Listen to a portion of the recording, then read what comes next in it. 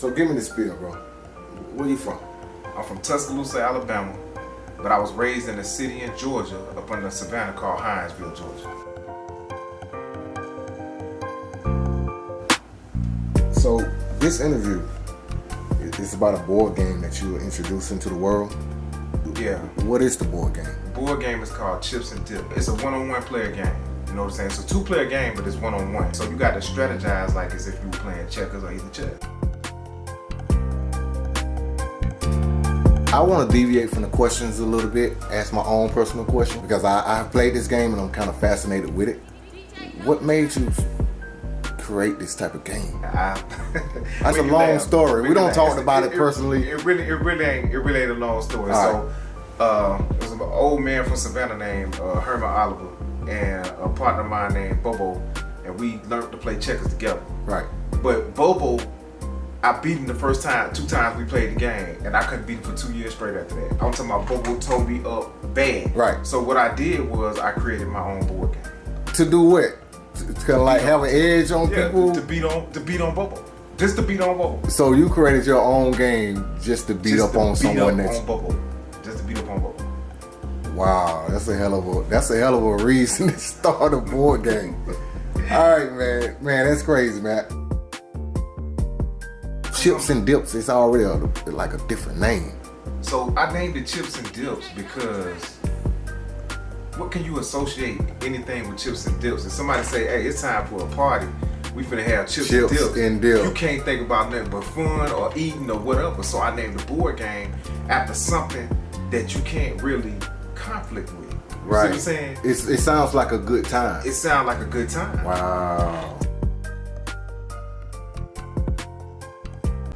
Do you feel like you will be able to grab money, or you're in this for creating a whole nother thing in this world that might last for a while? What is the reason? You got to think.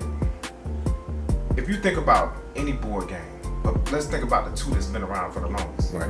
We know them to be, or generally you would think they would be checkers and chess. Yeah. One been around for 1,500 years, the other one been around for 5,000. Is that a fact? Them facts. Okay. You can look it up, and you can just look how long they've been around, and they never stop selling. Like, they don't even have commercials for these games no more. They just still selling. Right. You know what I'm saying? And people are still playing them, and a lot of people think that there's no money in board games. And I'm gonna tell you what really bothers me every now and then. Like, we as black people, we don't know money when we see it. You know what I'm saying? Right. So a lot of people see their way out of music, see their way out of sports, see their way out of, you know what I'm saying, different things. But the toy industry is one of the biggest things you could get into, and board gaming is part of the toy industry. So there is money in it. Like, people sleeping, like black people especially don't know money when they see it sometimes, and it's you gotta think about it. Somebody making dog food, you know what I'm saying? Somebody making, you know what I'm saying, how much you think dog food making? You think it's $1 million industry? You'll be dead wrong to think it's $1 million. It's probably like $1 trillion industry. It don't matter what you are. You going to buy your pet some food. Look at Larry Johnson, the guy who created the Super Soaker water gun. He probably was a billionaire probably 2-3 years after he created and put it in stores. Right, and it's still here to this day. It's still here to this day. They still Super Soaker's guns still selling. So you feel like this game is like, you're not in it to compete with another board game. You're pretty much in it to create a legacy. You know what I'm saying?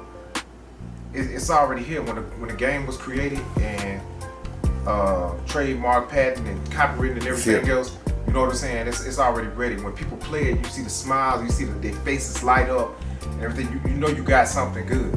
You know you got something good. So it's already created. And a lot of people don't, like I said, a lot of people don't know that there's serious money in board games. Serious money. Serious money. You know, the industry will buy your board game for $250,000 and then turn around and make darn near $1 billion off of it. You know what I'm saying? Or let's say the board game industry is 400. Let's say the board game industry makes $4 billion in the United States annually. Well, 1% of sales would be like $40 million. So if you got a unit of board games you selling, and you sell 2 million board games, you just made $40 million. You know what I'm saying? So, and just think about us and our people. You know what I'm saying? Like, it's, I think census said something like it was like 46 million black people in the United States. I'm just giving you an example. And if 2 million of them decide, hey, I'm gonna buy a board game, you just made $40 million. Right. Help me see what's your vision for this board game. It's astronomical. It's ubiquitous. It's astronomical. It's unbelievable. I'm gonna be dead and gone, and people still gonna be playing this game with aliens. Wow. or whatever. You know what I'm saying? It's still gonna be apt. It's still gonna be on somebody's app, which the app is coming out. It's ubiquitous. The vision is big. You seeing farther. Yeah, I'm seeing farther. Like, you gotta think, like, somebody walking up to you say, hey, man, what you think about the board game Chips and Dips? You already got your red and black. You already got your black and white. Now check out this blue and gold. I think that's well said, man. So, all right, get into like the basic and the logistics of this game, like the structure of the game. When the pieces are on the board, so forth and so on. There's a power piece. There's a less powerful piece. There are orders in which things go, where pieces are more powerful than the other, or people might gravitate toward, one piece more than the other. For this game, what is the king piece? You know what I mean? The key pieces is all pieces, because all pieces are the same. They all move the same. They all move forward, side to side. They can never move back. They can never move diagonal. And they can jump forward and side to side for multiple jumps. You just need to strategize which piece you're going to take to that opponent's back row. All the pieces move the same on the board except for the G lane. G lanes are the restricted lanes that you can, they're the express lanes to your opponent's back row. So this lane on the side for expressing yourself all the way down until you get to the back row. And once you get to the back row, it's the game over? Depends. Now, if you get to the back row and the opponent has set you up, meaning he has put a piece there for you to jump, and you have to jump that piece, and you're going to be jumped back, the game is not over. Oh, so there's a way a person can defend themselves against you being in an express lane. There's two ways a person can defend themselves. They can either set you up and let you get to the back row, or they can put a piece in front of you for the G lane pool. If they put a piece in front of you, they sacrifice a piece and put it in front of you, it jumps you out of the G lane. But in order for you to even get into the G lane, you can't just move in. Right. The only way you can get in the G lane is if you jump in. So you have to jump into the G lane. You have to jump into the G lane. There's no other way to get into the G lane. There's no other way to get it out of the G lane. You have to jump in or out, but it provides you one space at a time, a free shot, an express lane to your opponent's back row.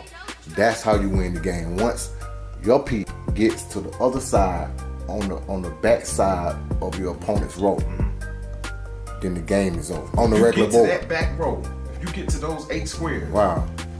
Those 8 octagons, you win the game. Biggest rule in the game is you must take every jump that is presented to you in the game. Okay. All right, I see it. I guess a question is who is king of this game? You could be king of this game. You would say who is king, who is alpha, because there's only alphas in Chips and Dips. I don't care to be king of the game. I care to put it out. Well, I know I don't beat you 3 times, so that makes me a king in my own right. But that was after you went to that was before you went to I had to play that like was after you went to what? Hey, listen, I had to still. play you about you was dreaming. But 20 times, man, just to get me. When did you ever get a game? I got me 2 games, man. No, the last time I'm lying, y'all. I ain't beat the guy in this game yet. He made this game just to be able to beat people at their own game. Well, we're gonna have to play that game.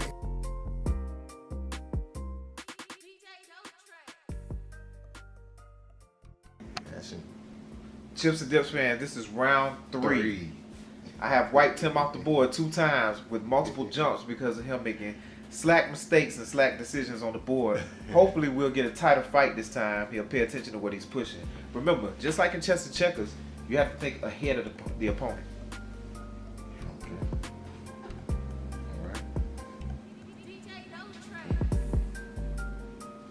All right. You line up, I'm gonna line mine. Now, I'm gonna go here. Jump. I'm gonna jump here.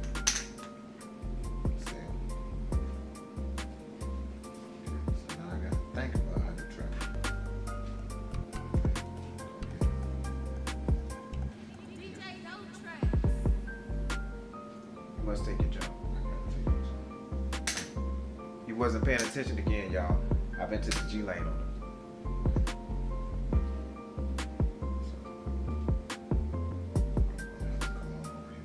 Now he has to move and shift his defense over to this side of the board in order to stop me from getting my free ride into his lane.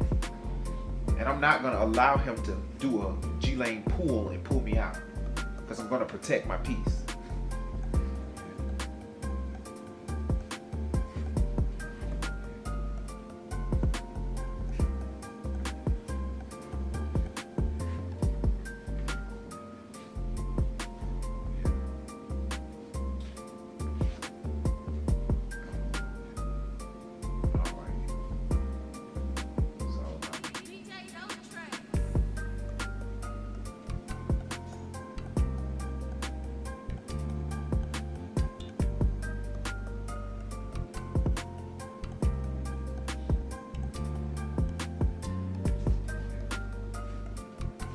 Stay right there. I'm not gonna stay right there. Okay, you gonna stay right there. So I said I'll let you stay right there. I moved it. Okay. Man, I moved it, man. There's no way I can get on. Game over. And all he had to do was spread this piece out. I would have jumped here and here, or I would have jumped here, here, and here, and he could have jumped me back and kept the game alive. Or I would have jumped this way and he would have kept the game alive. But guess what, y'all? Once again, he about to get gloved. He don't want the 5.